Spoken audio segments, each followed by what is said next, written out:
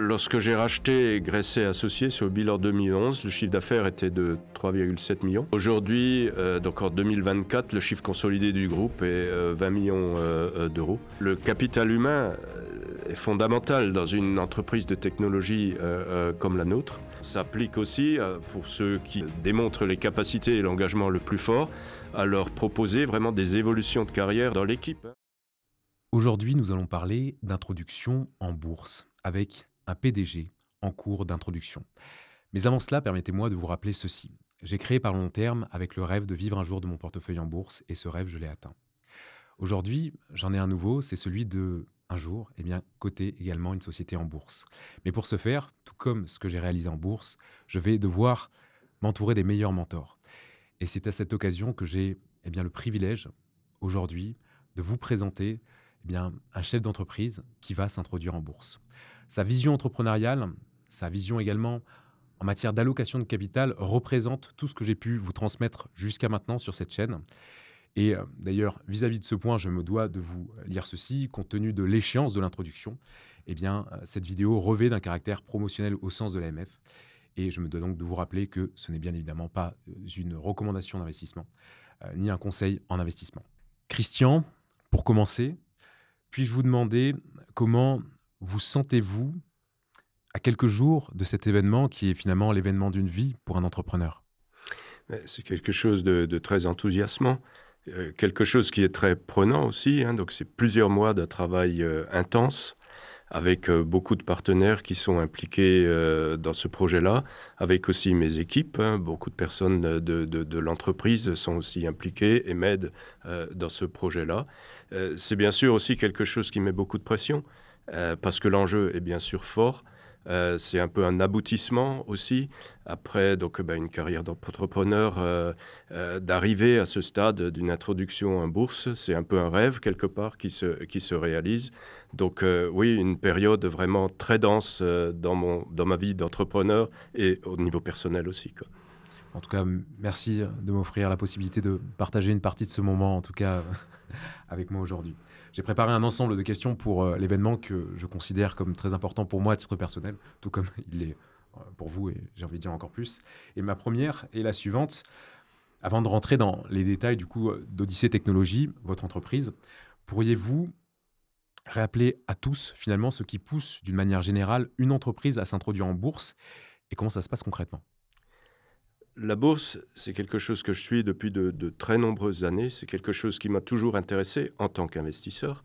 Euh, pour l'anecdote, j'ai détenu mes premières actions à 12 ans. Bien sûr, c'était sur le compte titre de mon père.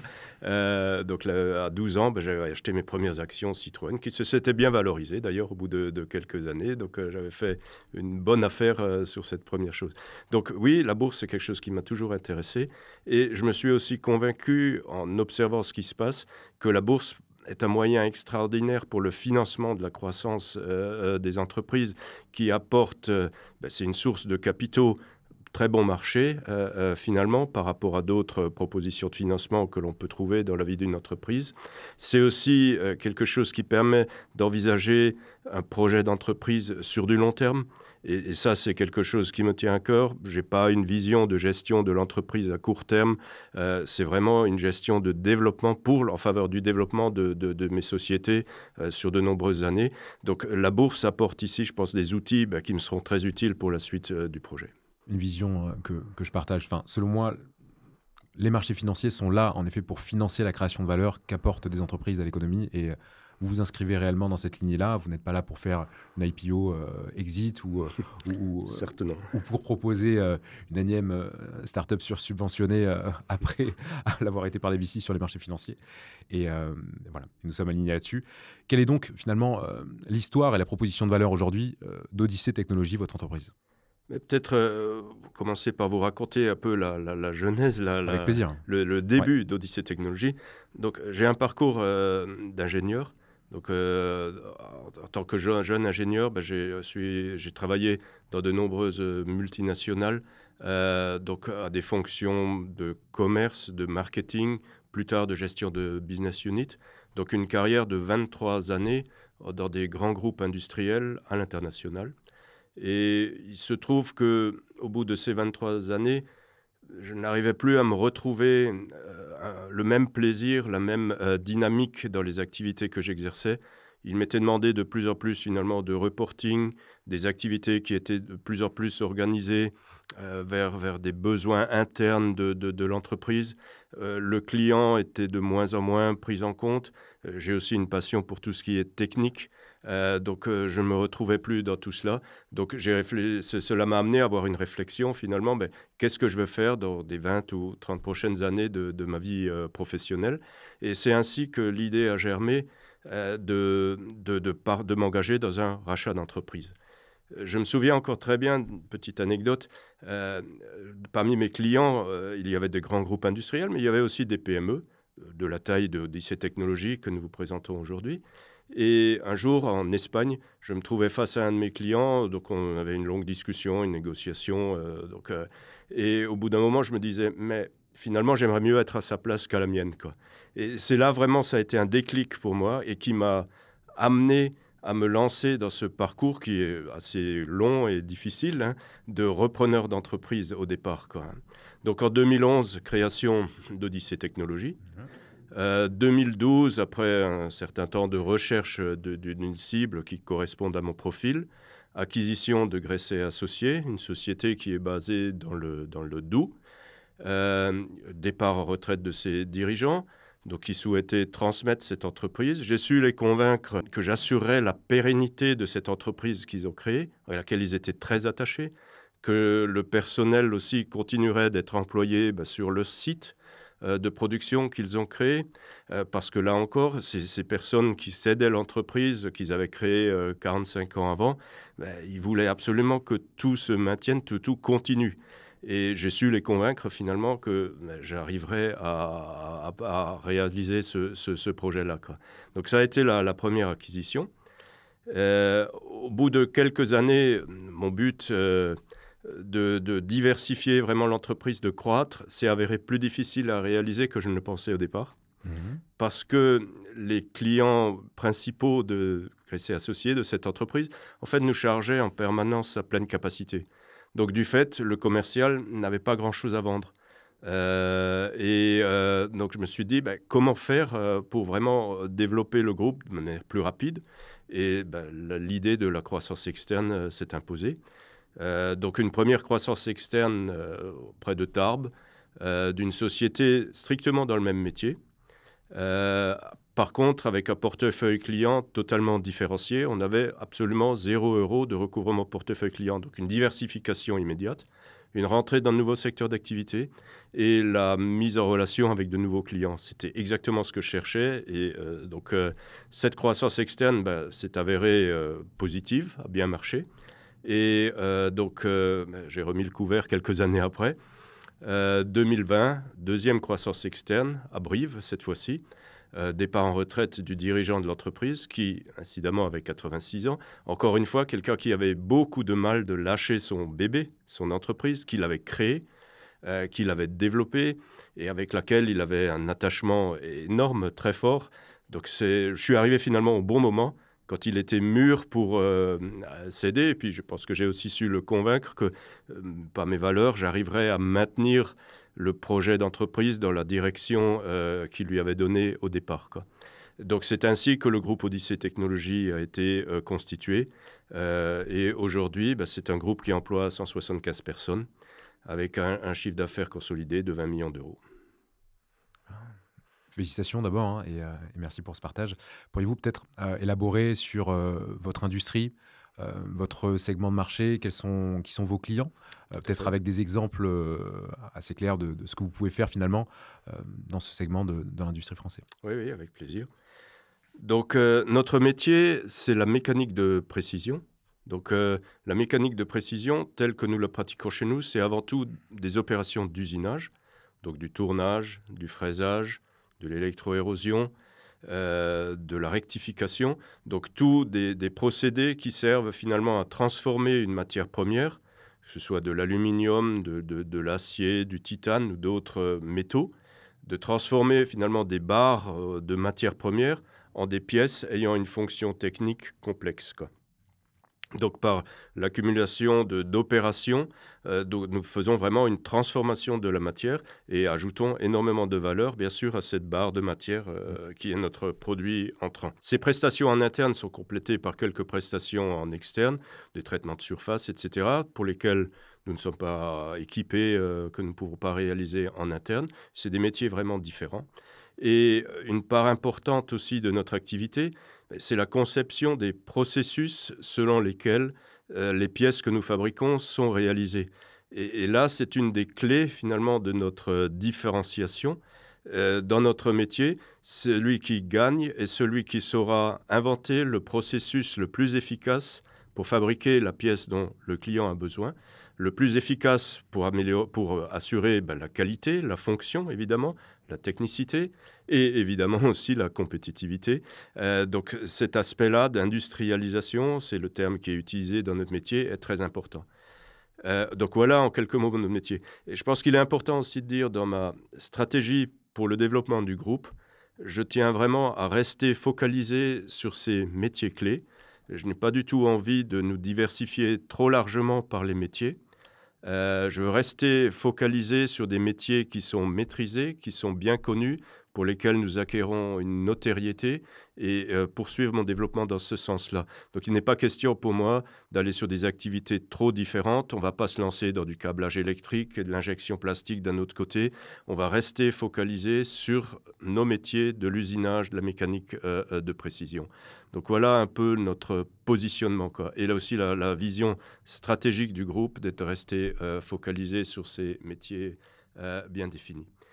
Côté marché, nos principaux marchés sont des marchés qui ont pour point commun d'être des marchés de haute technicité, par le niveau de savoir-faire que nous savons offrir, par le niveau de compétence des équipes du groupe Odyssée Technologies, par la qualité des moyens de production dont nous disposons dans le groupe. Nous sommes positionnés sur le haut de gamme de la mécanique de précision avec la réalisation de pièces de très haut niveau technique. Donc aujourd'hui, nos principaux marchés sont les marchés qui sont finalement le plus demandeurs de pièces à haut niveau technique. On peut citer l'aéronautique, notre principal marché, plus de 60% de notre chiffre d'affaires.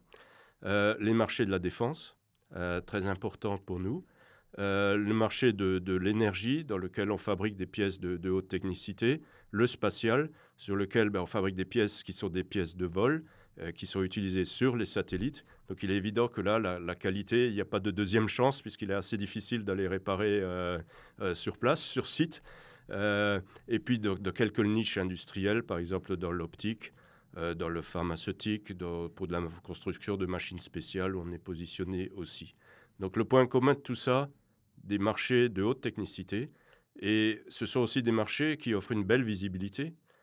Comme vous le savez, les avionneurs ou fabricants d'hélicoptères ont des carnets de commandes sur plusieurs années, une grande visibilité sur l'activité, ce qui est rare finalement dans l'industrie et un atout très précieux pour nos clients et indirectement pour nous également.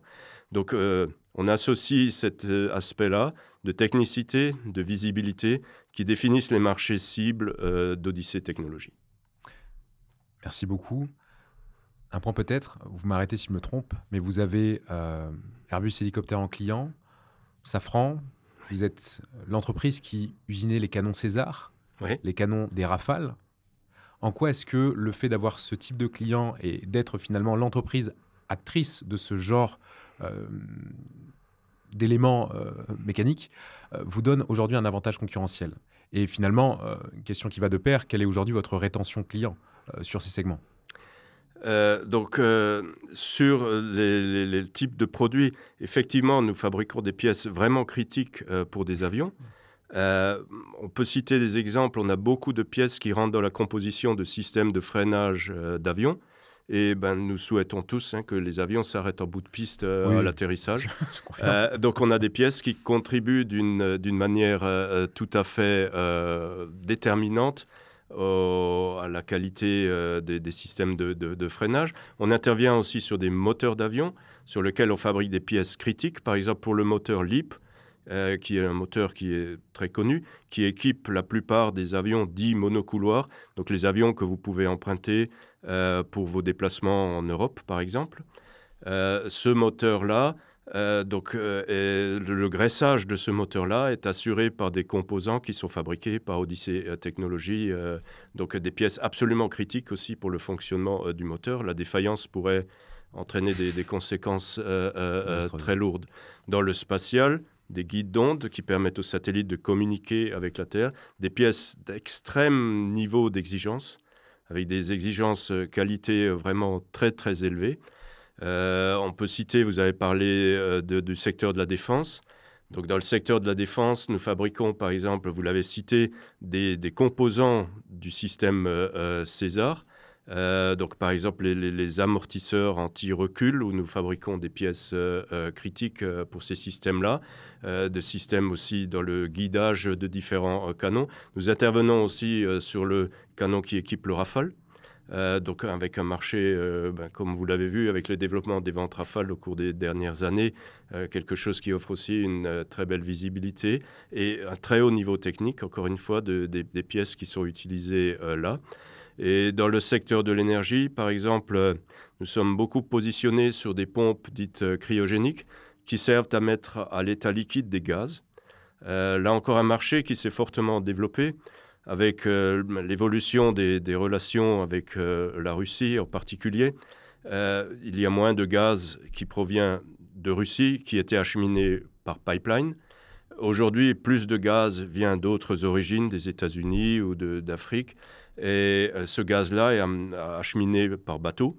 Donc le gaz est liquéfié pour être transporté. Donc nous contribuons à la fabrication des pompes qui servent à liquéfier ces gaz-là. Voilà quelques exemples de réalisation de pièces de haute technicité que nous fabriquons au sein du groupe Odyssey Technologies.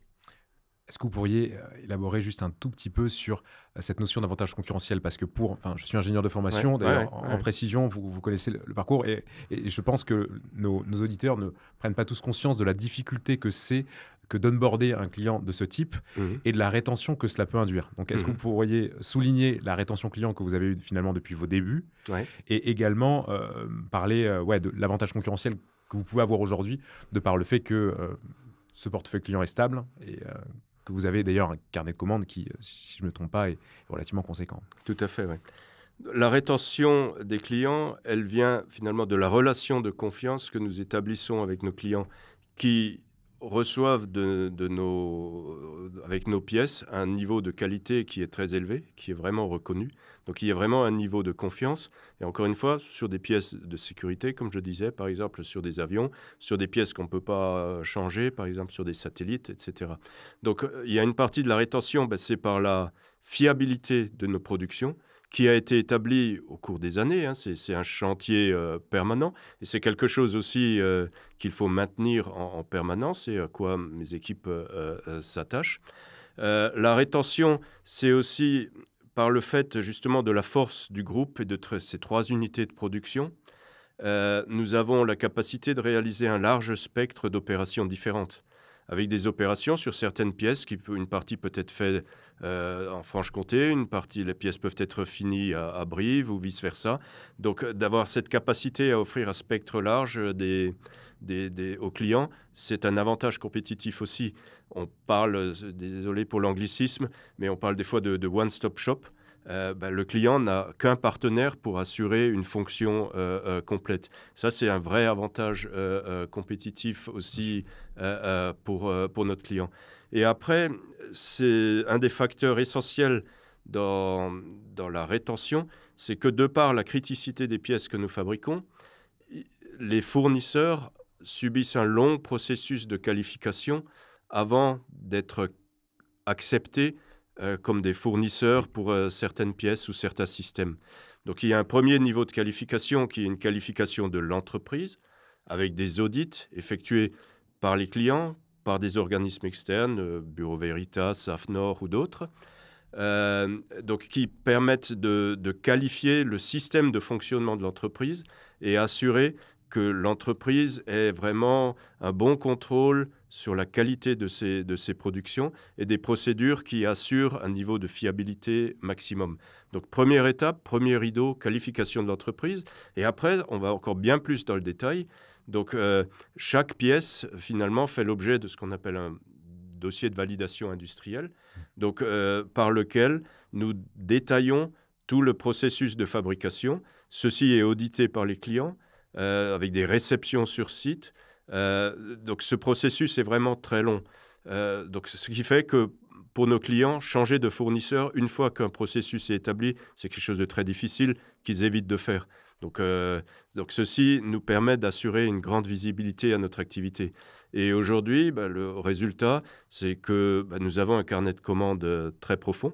Donc dès aujourd'hui, nous avons sur l'année 2025 vendu à peu près 75% de nos capacités, ce qui est vraiment quelque chose de très rassurant.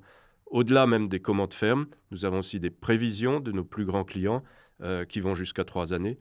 Donc ce qui nous permet d'élaborer avec soin nos plans de développement, nos plans d'investissement, la formation du personnel, le recrutement et tout ce qui est nécessaire pour répondre aux besoins des clients. Peut-être un chiffre, combien de clients vous ont quitté depuis que vous avez finalement créé Odysseo Technologies? Je peux dire très clairement, j'ai jamais perdu un client. C'est Voilà. ce qui est quand même un point Ouais, ouais. à souligner selon moi. Enfin, Alors notre politique par rapport aux relations clients, notre idée, ce n'est pas d'avoir 500 clients. Nous avons un portefeuille assez limité de clients que nous attachons à fidéliser. Donc, j'ai jamais perdu un client, encore une fois.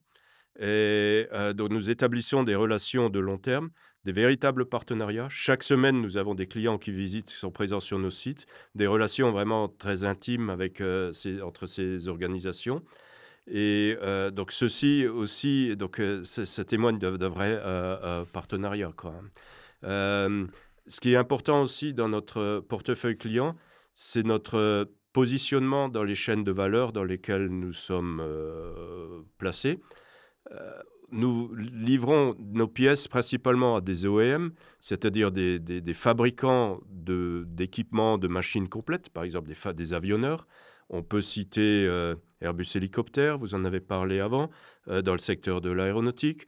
On peut citer KNDS, ex-Nexter, dans le secteur de la défense, ou c'était international ou d'autres. On peut citer Cryostar, une société importante dans le secteur de l'énergie, Essilor dans l'optique, Sartorius dans le pharmaceutique. Donc, on est positionné avec des clients qui fabriquent directement des machines. Ou, pour le reste de notre activité, on est positionné chez des équipementiers. C'est ce qu'on appelle des équipementiers. Ce sont des entreprises qui fournissent des sous-ensembles complets.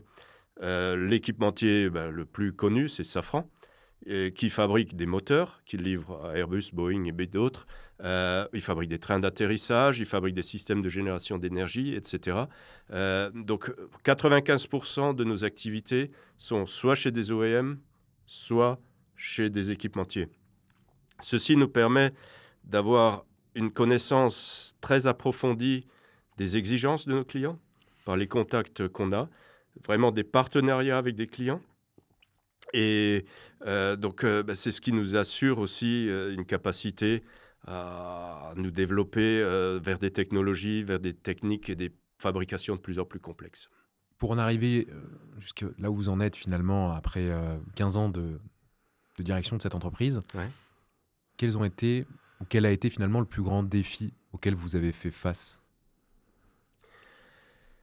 Les défis dans une entreprise, je dis toujours, le matin quand j'arrive sur le parking d'un des sites, je ne sais pas encore ce qui va m'arriver.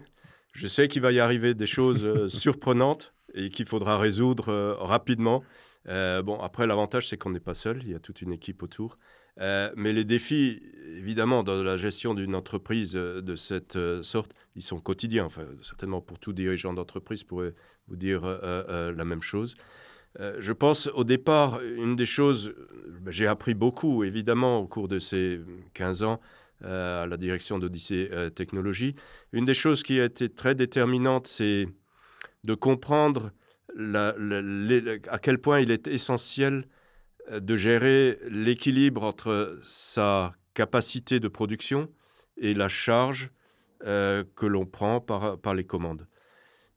C'est quelque chose qui est très délicat et on marche toujours finalement sur un fil ici, parce que les capacités de production, elles sont quand même limitées et il n'est pas facile de les augmenter à court terme. Et par contre, prendre trop de charges, ça va être très problématique parce qu'on n'arrivera pas à respecter les obligations de délai de nos clients. Il y aura un problème de satisfaction client. Avoir pas assez de charges, c'est pas bien parce qu'on n'a pas un bon taux d'utilisation de nos capacités. Donc c'est vraiment de gérer cet équilibre entre charge et capacité. Je pense que ça a été vraiment un apprentissage long et difficile. Donc on a réussi maintenant à mettre en place des outils. Donc on utilise des ERP pour calculer vraiment cette charge capacité, pardon. Et on a toutes les semaines sur chaque site, on fait une revue complète de l'équilibre de la charge capacité sur tous nos îlots de production et on prend des décisions de manière hebdomadaire, donc très rapide, par rapport aux besoins de rentrer des affaires nouvelles ou pas. Par rapport aux besoins de recruter, d'allouer des ressources différentes, de transférer de la charge de travail entre les différents sites, des besoins à plus long terme d'investir pour augmenter telle ou telle capacité de production. Donc c'est vraiment ça, une des tâches essentielles dans la gestion d'une entreprise industrielle comme l'est Odyssée Technologies. Et du coup, en montant en compétence sur cette notion d'équilibre charge-capacité, aujourd'hui, finalement, entre votre premier achat et là où vous en êtes, en termes de chiffres, vous en êtes où? Que s'est-il passé? Donc, lorsque j'ai racheté Gresset Associés sur le bilan 2011, le chiffre d'affaires était de 3,7 millions. Aujourd'hui, donc en 2024, le chiffre consolidé du groupe est 20 millions d'euros. Donc voilà, donc je pense que c'est un défi qu'on a su relever. C'est un défi, ouais. Et avec l'envie d'aller plus loin, évidemment. Élaborons là-dessus. Quelle est votre ambition à moyen-long terme pour Odyssée Technologies? Nous avons ce que nous présentons aux investisseurs dont nous espérons qu'ils participeront à nos projets d'introduction en bourse. Nous présentons un plan stratégique à horizon 2028 avec un objectif affiché d'une croissance de 20 millions en 2024 à 30 millions en 2028 en croissance organique, c'est-à-dire avec nos propres ressources. Donc c'est un taux ça fait 50% de croissance sur cette période-là. Et c'est quelque chose qui est ambitieux parce que rajouter 50% d'activité dans un métier aussi complexe, c'est pas évident, c'est un gros boulot. Mais c'est aussi quelque chose de réaliste puisque c'est des taux de croissance qu'on a démontré savoir réaliser les années passées, quoi. Et au-delà de cela, comme je l'expliquais avant, le groupe s'est constitué par des acquisitions successives. Je pense qu'on a aussi développé un certain savoir-faire en matière de comment trouver des cibles d'acquisition pertinentes pour la stratégie du groupe. C'est vraiment important. Il ne s'agit pas juste de faire des acquisitions pertinentes à la stratégie du groupe. Ça, c'est absolument essentiel. Et encore une fois, je veux avoir une stratégie claire et comprise par le marché sur des métiers bien définis. Et puis, d'arriver aussi à développer les sociétés acquises, de les faire croître, de les faire avancer en niveau technologie, de développer les portefeuilles clients, etc. Très bien. Et du coup, rentrons dans le vif du sujet. Après déjà, je ne sais pas combien de temps on a dit. Mais comment l'entrée en bourse va-t-elle finalement renforcer le modèle économique d'Odyssée Technologies qui est déjà aujourd'hui très profitable? Comme je viens de l'expliquer, l'objectif, c'est de croître, profitablement, évidemment. Croître dans nos métiers requiert beaucoup de capitaux parce que, d'une part, on a besoin d'investissements assez importants pour créer les capacités de production nécessaires à supporter la croissance. Dans un monde encore aussi où il y a beaucoup d'innovation, beaucoup d'évolutions technologiques, donc on a besoin aussi d'investir pour intégrer les technologies les plus avancées, ce qui nous aide à atteindre le meilleur niveau de compétitivité et de profitabilité absolument nécessaire.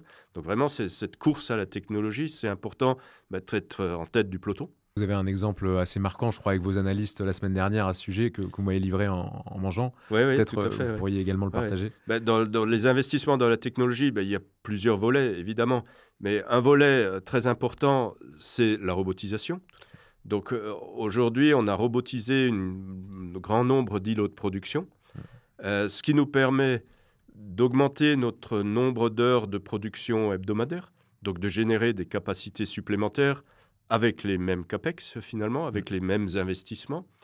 Ce qui nous permet aussi d'améliorer la profitabilité, la productivité, en ayant un coût de production moindre. Donc ça, c'est la partie robotisation.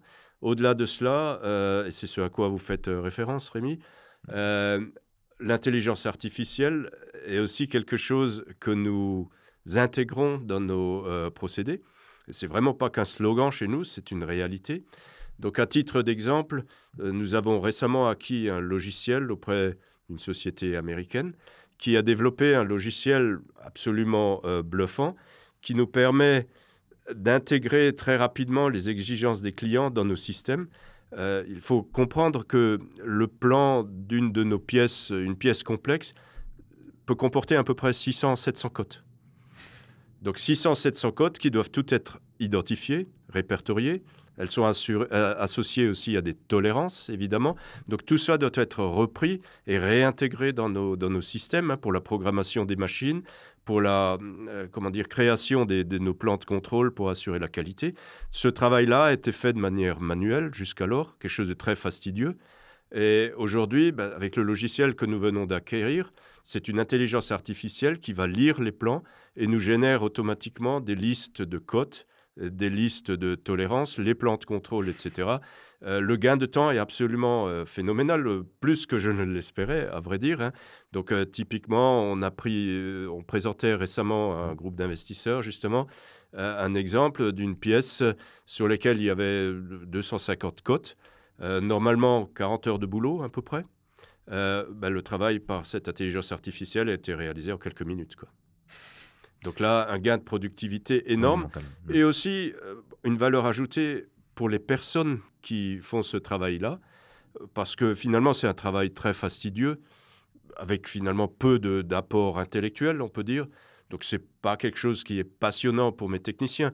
Mes techniciens, pour se faire plaisir, ils veulent travailler sur les processus de production, le choix des outils, la programmation des machines. Ce n'est pas de relever des cotes qui leur fait plaisir. Donc ça, c'est aussi quelque chose qui augmente la valeur des emplois que nous proposons, quoi.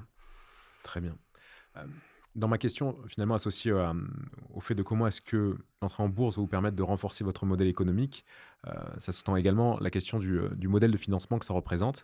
Est-ce que vous pourriez élaborer sur le PGE auquel vous aviez souscrit lors du Covid, sur à quel point est-ce qu'aujourd'hui l'entrée en bourse vous permet de récupérer de la capacité en matière de BFR, parce que c'est finalement un levier de financement extrêmement utile pour une société comme la vôtre et pour une société industrielle. Et je pense que ça vaut le coup de rappeler finalement comment est-ce qu'une IPO peut permettre à une entreprise de se développer et quel outil, quel outil de financement ça peut représenter pour son développement à long terme. Donc, l'utilisation des fonds que nous allons lever en bourse, ce que nous avons prévu, c'est une part importante pour financer les investissements. C'est ce qu'on était en train de discuter juste à l'instant. Une autre part importante sera absorbée par l'augmentation du BFR, puisque la croissance fait augmenter notre besoin de fonds de roulement, nos encours. Il faut savoir que nous avons des cycles de production très longs. Du fait de la succession d'opérations pour fabriquer les pièces les plus complexes et des opérations aussi externes pour part, avec des traitements de surface, etc., des traitements thermiques, certaines pièces, le cycle de fabrication peut durer 6 à 9 mois. Donc, c'est-à-dire un énorme besoin de financement pour tout cet encours, quoi. Donc, à mesure que l'entreprise croît, le besoin de financement croît aussi. Donc, c'est la deuxième utilisation des fonds que nous souhaitons lever en bourse. Donc, la première, l'investissement. La deuxième, le BFR. Et puis, la troisième, c'est de nous aider à financer la poursuite de la politique de croissance externe. Très bien, qui était finalement ma question qui allait suivre sur les leviers de création de valeur que l'on peut activer grâce à une APO. Et donc, en effet, donc, finalement, le fait de récupérer de l'oxygène au niveau de la trésorerie sur des moments spécifiques, la croissance de la productivité, ce que vous arrivez à faire aujourd'hui de manière monumentale avec l'intelligence artificielle. Et d'ailleurs, je ne suis pas de ceux qui investissent à titre personnel dans des boîtes d'IA parce que je les trouve complètement survalorisées. Et selon moi, le plus gros impact de l'IA sera surtout sur des sociétés finalement comme la vôtre, de par le gain de productivité que ça Oui, va tout à fait. Ouais, avoir ouais. et donc l'augmentation de la rentabilité du capital Ouais, qui va en ouais, ouais, découler. ouais, ouais, Et c'est ouais, selon moi le plus gros impact de l'IA ouais, qui est ouais, complètement sous-coté, ouais, c'est l'augmentation de la rentabilité du capital ouais, de toutes les sociétés que ça va impacter. Et je le ouais. vois d'ailleurs sur, Et aussi sur les la miennes également. meilleure utilisation, ce que j'ai essayé de dire avant, des capacités intellectuelles Tout à fait. de nos personnes. Parce qu'on Également. gaspille finalement du brain power, hein, de la force intellectuelle Ouais. à faire des tâches que des machines font beaucoup plus rapidement. Là, je crois, je suis absolument convaincu et on continue de chercher d'autres pistes pour à automatiser d'autres tâches. J'ai une personne en particulier dans notre équipe qui s'occupe vraiment une veille technologique et cherche d'autres solutions encore qu'on adoptera au fil de l'eau, quoi. Et le fait finalement de faire ça, et je trouvais ça très juste de souligner à quel point que c'était plus enrichissant intellectuellement d'aller travailler plutôt sur le fait d'encoder une machine que sur un relevé de cote. Et c'est très juste. Et le fait de. D'ailleurs, et ça fait partie, me semble-t-il, également de vos valeurs de l'entreprise, la notion de convivialité, etc. Oui, Et le tout à fait de fait. faire attention, je trouve, au fait que les gens au sein de nos entreprises s'épanouissent intellectuellement C'est est très une donnée important, clé hein. pour s'assurer de la La rétention. Et d'ailleurs, ça serait rétention. intéressant que vous souligniez ce chiffre, parce que Ouais, moi, il m'a ouais, marqué ouais, ouais, ouais. dans votre slideshow. Et pour ouais, faire en sorte que cette entreprise se développe, parce qu'une entreprise, c'est avant tout, en plus d'un dirigeant, en plus d'un nom, c'est avant tout bien finalement un Ouais, ensemble c'est une d'êtres humains équipe, ouais. qui travaillent pour créer de la valeur Tout à ensemble. fait. Le capital humain est fondamental dans une entreprise de technologie comme la nôtre. On peut citer peut-être quelques métiers qui sont très importants au bon fonctionnement d'Odyssée Technologies. On parlait par exemple des techniciens méthodes qui développent les processus de fabrication. Donc ce sont des jobs absolument passionnants et hautement techniques avec des évolutions permanentes. Et moi je me vois aussi comme responsable de mettre ces personnes-là en condition d'avoir un travail le plus intéressant possible, de leur donner aussi en permanence des challenges différents en leur apportant des pièces plus techniques, Mhm. de se frotter à des machines, des possibilités de machines nouvelles, etc. Voilà. Et un autre poste hyper important dans notre fonctionnement, c'est ce qu'on appelle les régleurs. Donc les régleurs sont les machines qui travaillent sur les hommes, pardon, qui travaillent sur les machines à commande numérique. Et ces machines à commande numérique peuvent être très complexes. On peut parler de machines, on a un tour fraiseur, il y a 9 axes qui se déplacent en même temps. La programmation, c'est quelque chose d'absolument énorme. La programmation d'une machine comme ça, pour faire une pièce, c'est plusieurs dizaines de milliers de lignes de code qui doivent être créées. Elles sont générées en partie par des robots, évidemment, heureusement. Mais il y a un apport intellectuel énorme de nos personnes. Et puis, il y a toute une phase de mise au point après de ces programmes-là sur les machines. Donc ça, c'est le travail de nos régleurs. Les contrôleurs qui ont aussi un rôle très important et qui utilisent aussi des machines de plus en plus sophistiquées pour la mesure des cotes. Notre domaine de précision, il est généralement de l'ordre du centième de millimètre, des fois un peu moins. Réaliser que sur une pièce complexe, comme je le disais, il peut y avoir 600 à 1000 cotes. Mais, donc ça, c'est bien. Mais ce qu'il faut réaliser, c'est que ces cotes, pour la plupart, elles sont au centième de millimètre. Il suffit qu'il y en ait une qui est déviante pour que la pièce soit inutilisable. Donc ça entraîne un besoin de rigueur absolument énorme et un grand challenge aussi pour nos personnels.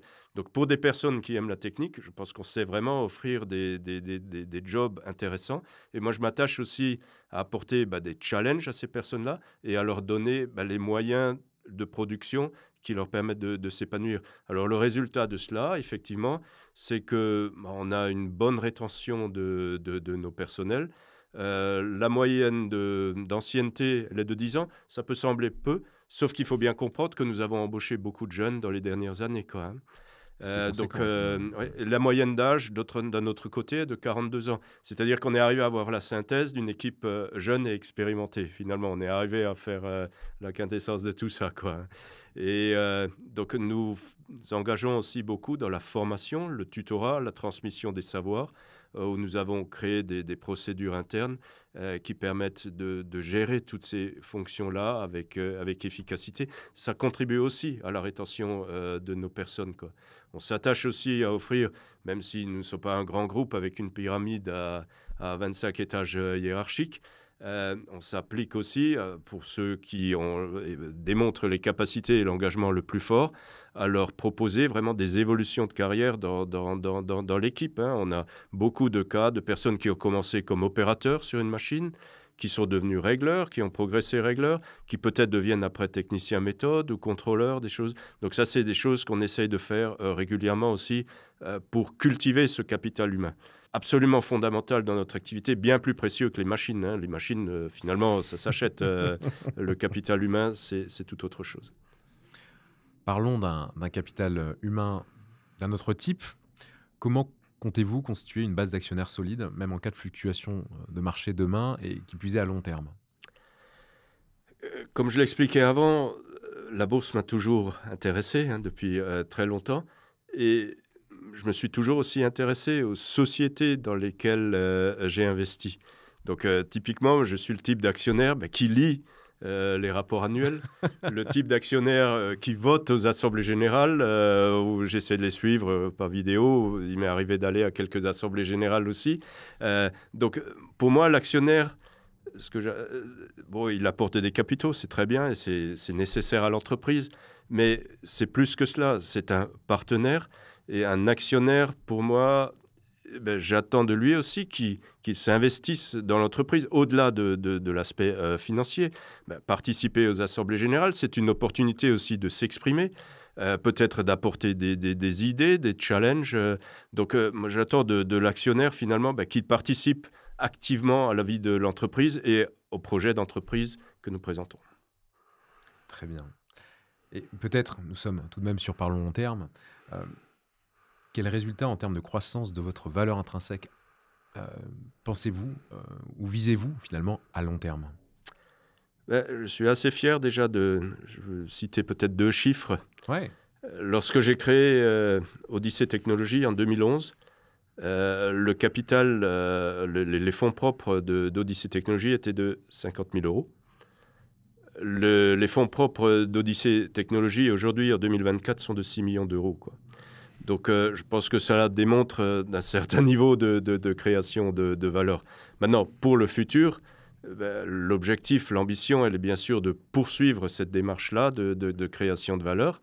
Ce que je m'attache à faire, c'est d'avoir vraiment une augmentation de la valeur de l'entreprise à un rythme à 2 chiffres annuellement, quoi. très bien. Donc en combinant vraiment ce levier à la fois augmentation de la productivité et croissance externe qui sont vos fers de lance. Croissance externe et croissance organique. Moi, je tiens beaucoup à la Et croissance organique parce que je crois il est important. Une entreprise qui ne sait pas croître en interne et qui ne ferait que sa croissance par l'externe, à mon avis, c'est pas le bon business model, C'est quoi, ce hein. que Peter Lynch appelle la dipérissification, lorsque les multiplications se succèdent et induisent finalement Ouais. Donc la une baisse de croissance la valeur parce organique que doit la être un productivité socle. n'est pas maintenue. La croissance organique, son défaut, c'est probablement surtout dans une industrie aussi complexe que la nôtre. La vitesse de croissance organique, elle n'est pas hyper rapide. Ouais. La croissance externe est quelque chose qui peut accélérer Ouais. le développement. Tout à fait. Peut-être vis-à-vis de ça, on a parlé en off des prochaines industries auxquelles vous souhaitez finalement vous frotter. Est-ce que vous pouvez un petit peu élaborer là-dessus peut-être? Donc pour la croissance organique, la première chose, nous avons encore beaucoup de potentiel chez nos clients existants dans les secteurs d'activité et ce sont toujours les fruits les plus faciles à cueillir. Donc il ne faut pas se priver d'aller chercher ces fruits-là et sur la base des relations qu'on a avec nos clients, de la notoriété qu'on a, donc on a des possibilités ici. Après, la croissance organique, elle doit se faire aussi en élargissant notre portefeuille client. Et donc, ce qu'on essaie de faire, c'est chaque année d'introduire quelques clients supplémentaires dans notre portefeuille client. Alors, notre objectif n'est nullement d'avoir 500 clients, parce que, vu les modes de fonctionnement dans cette industrie, l'acquisition de clients est quelque chose de très long, comme je l'expliquais, par les qualifications, etc. C'est aussi coûteux. Donc, quand on acquiert un client, on souhaite qu'il prenne une taille significative. comme les clients souhaitent aussi avoir un nombre limité de fournisseurs, finalement, qui pèsent assez Bien lourd dans sûr. leur portefeuille et qui leur donnent satisfaction. Et au-delà de cela, l'ambition est également, et c'est là que l'introduction en bourse doit aussi nous aider Avec à plaisir. financer cela, c'est de rentrer dans de nouveaux secteurs d'activité auxquels on a déjà gratté en surface, mais pas encore d'activité significative. Donc on peut citer la construction navale, je pense en particulier aux aspects militaires de la construction navale. On peut citer aussi le nucléaire. Voilà des exemples de secteurs dans lesquels je souhaite qu'on se développe pour le futur, quoi. Très bien. Et peut-être pour vous compléter, parce qu'on en avait discuté et je souhaite le souligner vis-à-vis de votre, valeur intrinsèque. Ce qu'il faut bien comprendre, c'est que sur toute entreprise, la valeur intrinsèque va être associée à un point spécifique et en l'occurrence, pour une entreprise industrielle comme celle de Christian, sa valeur intrinsèque est donc intrinsèquement corrélée finalement à sa capacité de production, sachant que, eh bien, c'est parce que vous avez une certaine capacité de production que vous pouvez livrer tant et que votre portefeuille client est globalement assez conséquent.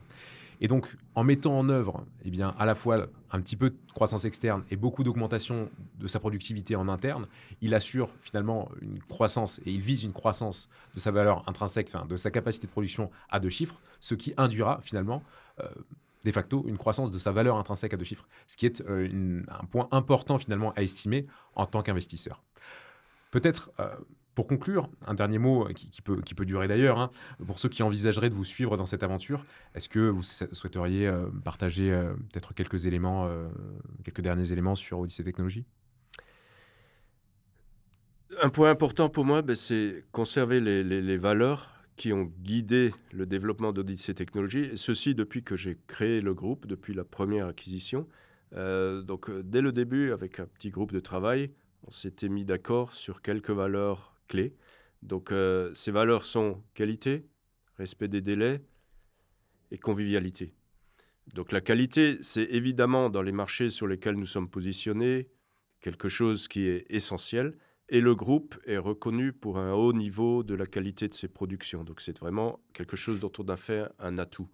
Le respect des délais, vous pouvez le lire dans la presse. Aujourd'hui, les avionneurs souffrent justement de problèmes avec une supply chain qui n'est pas en mesure de livrer suffisamment de composants pour qu'ils puissent livrer tous les avions qu'ils ont en commande, quoi. Donc, dans nos marchés, le respect des délais est quelque chose de très important. Et la troisième valeur, la convivialité, c'est quelque chose vraiment qu'on a rajouté, alors qui est moins opérationnel, plus dans le relationnel. Et ça s'applique dans plusieurs cercles. Ça s'applique d'une part en interne, entre les collaborateurs, avec les collaborateurs, pour que les relations de travail soient bonnes. Encore une fois, ça contribue aussi à l'attractivité de l'emploi chez Odyssey Technologies. Ça s'applique aussi avec nos parties prenantes, avec tous nos partenaires externes, que ce soit les clients, évidemment, il vaut mieux bien s'entendre avec ses clients, mais aussi nos fournisseurs qui ont un rôle très important et avec lesquels nous essayons aussi d'établir des relations de qualité. Voilà les 3 valeurs clés déjà. Et ça, c'est quelque chose que nous voulons maintenir. Au-delà de cela, ce que je souhaite transmettre aussi, c'est cette passion pour un projet d'entreprise.